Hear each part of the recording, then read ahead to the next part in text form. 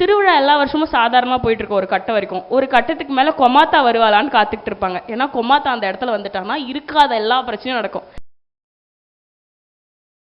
என்னோட ஊர் வந்து நொலம்பூர், சென்னையில் தான் இருக்கேன். எங்கள் ஊரில் 2 கோவில் இருக்குது. பெருமாள் கோவில் ஒன்று இருக்கும், மண்ணூடியம்மன் கோவில் ஒன்று இருக்கும். மண்ணூடியம்மன் கோவில் திருவிழா தான் இருக்கிறதுலையே அல்டிமேட்டாக நடக்கும். லைக் கரகம் எடுக்கிறதுலேருந்து சாமி ஆடுறதுலேருந்து எல்லாமே அந்த கோவில் தான் மெயினாக நடக்கும். சாமி ஆடுறது தான் எங்கள் கோவிலோட மெயின் ஈவெண்ட்டாகவே நடக்கும்.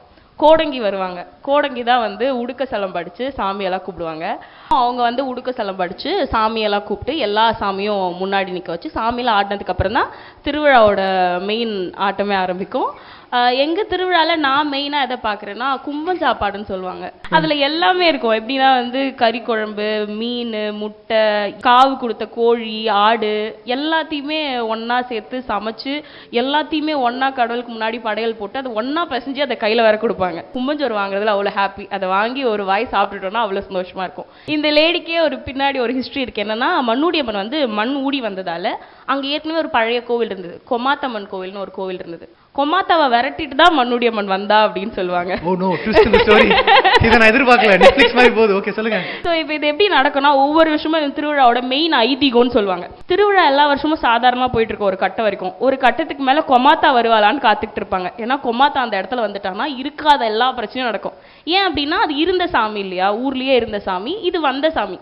ஸோ இதுக்கு திருவிழா எடுக்கிறதுனால நிறைய பிரச்சனை வரும் அப்படின்னு சொல்லுவாங்க. அதுக்கப்புறம் கொமாத்தா அலோவ் பண்ணாதான் மண்ணூடியம்மனோட கரகமே முக்கூடலை சுத்தும் அப்படின்னு சொல்லுவாங்க. ஸோ கொமாத்தா வர்றதுக்கு முன்னாடி வரைக்குமே திருவிழா அப்படியே சாந்தமா நீங்க சொல்ற மாதிரி ஆடல் பாடல் எல்லாமே நடக்கும். கொமாத்தா வந்துட்டானா அப்படியே எல்லாருமே ஸ்டக்காய் அப்படியே நிற்பாங்க. யாராவது ஒருத்தர் எங்கேயாவது இருந்து கத்திக்கிட்டு வந்து அந்த ஒரு பேர் சொல்லிட்டா திருவிழாவே நடுங்கும். அதுக்கப்புறம் தான் வந்து மண்ணூடியம்மனோட கரகத்தை போறதுக்கு சொல்லுவாங்க. அப்படி இருக்கும்போது கொமாத்தா வந்து என்ன சொல்லுவாலாம், என்னதான் இவ என்ன விரட்டி விட்டாலும் இவ இப்போ ஊர் சுற்றி வர்றதுக்கு தயார் நிலையில் இருக்காளே, அதனால அதை நான் தடுக்க மாட்டேன் அப்படின்னு சொல்லிட்டு அனுமதி கொடுத்துட்டு போயிடும் அப்படின்வாங்க. முக்குடல் சுற்றி வரும்போது அது பின்னாடியே போகிறது, ஒரு வீட்லையா பாயாசம் எல்லாமே அப்படியே தருவாங்க. டயர்டாகும் போதெல்லாம் சாப்பிட்றது, சாப்பிட்டு டயர்டாகிறது அது இருக்கும்.